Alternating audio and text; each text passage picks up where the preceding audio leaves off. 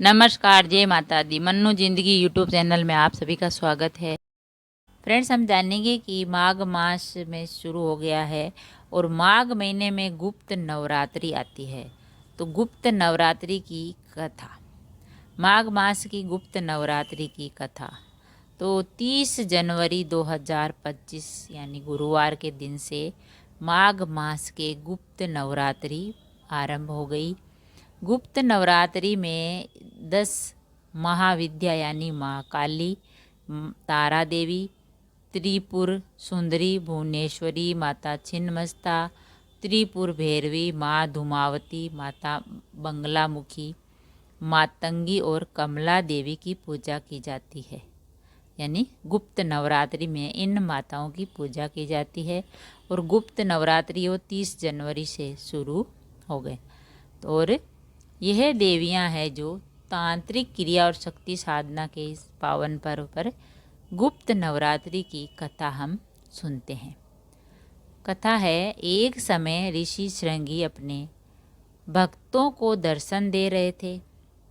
तभी अचानक से भीड़ से एक स्त्री निकलकर सामने आई। उस स्त्री ने ऋषि श्रृंगी से कहा कि मेरे पति हमेशा गलत कामों से घिरे रहते हैं, जिस वजह से मैं ना तो पूजा पाठ कर पाती हूँ और ना ही धर्म और भक्ति से जुड़ा कोई कार्य कर पाती हूँ।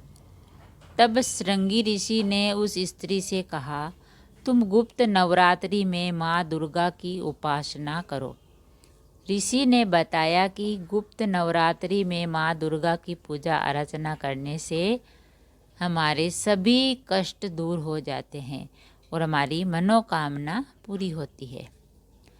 उस स्त्री ने ऋषि श्रृंगी के बताए अनुसार गुप्त नवरात्रि में माँ दुर्गा की पूजा अर्चना की। माँ दुर्गा की कृपा से उसके पति के सभी बुरे काम छूट गए और वह एक अच्छा इंसान बन गया। तो गुप्त नवरात्रि में माँ दुर्गा की गुप्त रूप से पूजा करने से घर में सुख समृद्धि आती है, सारे कष्ट पाप दूर हो जाते हैं और माता रानी का आशीर्वाद मिलता है। एक कथा और है, वो है, एक समय की बात है, एक राजा के राज्य में भयंकर सूखा पड़ा यानी अकाल पड़ गया था। बारिश नहीं हुई थी, प्रजा भूख से व्याकुल थी। राजा ने अपने राज्य के सभी विद्वानों को बुलाया और उनसे इस समस्या का समाधान पूछा। तो विद्वानों ने राजा को बताया कि इस समस्या का समाधान गुप्त नवरात्रि में माँ दुर्गा की पूजा अर्चना करने से ही हो सकता है। विद्वान यानी जो बाहर से पंडित बुलाए, उन्होंने कहा कि इस समस्या का तो समाधान एक ही है कि गुप्त नवरात्रि आती है माघ महीने में, उसमें माँ दुर्गा की पूजा अर्चना करने से ही ये दुविधा यानी ये समस्या दूर हो सकती है। तो राजा ने विद्वानों के बताए अनुसार गुप्त नवरात्रि में माँ दुर्गा की पूजा अर्चना की। माँ दुर्गा की कृपा से राज्य में वर्षा हुई और प्रजा सुखी हुई।